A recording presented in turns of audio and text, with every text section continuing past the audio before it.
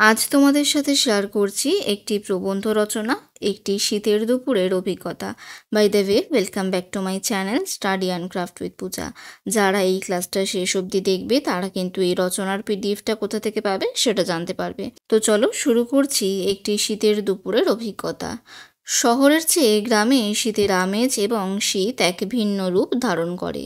এই রকমই এক শীতের দুপুরে হুগলির গুপ্তিপাড়ায় এক বন্ধুর বাড়ি গিয়ে উপস্থিত হয়েছিলাম। সেই দিনটির স্মৃতি আমার মনের মাঝে এখনও উজ্জ্বল হয়ে আছে।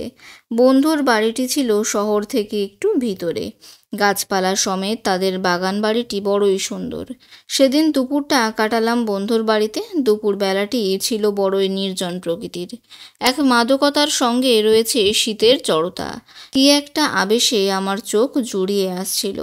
গ্রামের দিকে দুপুরে কোনো মানুষের কাজকর্মের তাড়া নেই, তাই তারা অলস ও নিষ্কর্মাভাবে শুয়ে রয়েছে।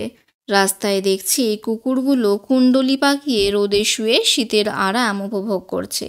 কিছুক্ষণ বাদে কানে এলো পাটালি গুড় ও মোয়া চাই বলে ফেরিওয়ালা হাঁক দিয়ে চলেছে। আমি আধা জাগ্রত অবস্থায় মনে করছি ছোটবেলার কথা। এরকমই শীতের দিনে বাবা মায়ের সঙ্গে মামার বাড়িতে বেড়াতে যেতাম। মামাদের বিরাট বাড়ি, সেখানে ভাই বোনদের সঙ্গে শীতের দুপুরে মাতামাতি করে বেড়াতাম।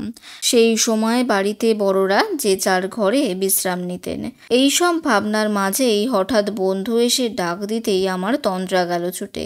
দেখলাম বন্ধুর বাড়িতে এক বিরাট খাটে ঘুমিয়েই পড়েছিলাম।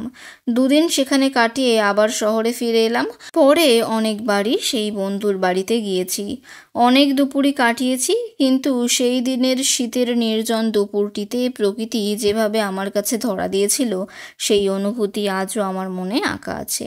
তাহলে এই ছোট্ট প্রবন্ধ রচনাটা এখানেই শেষ হলো। এই রচনার পিডিএফটা তোমরা আমার টেলিগ্রাম চ্যানেলে পেয়ে যাবে। ডেসক্রিপশন বক্সে তার লিঙ্ক দেওয়া রয়েছে।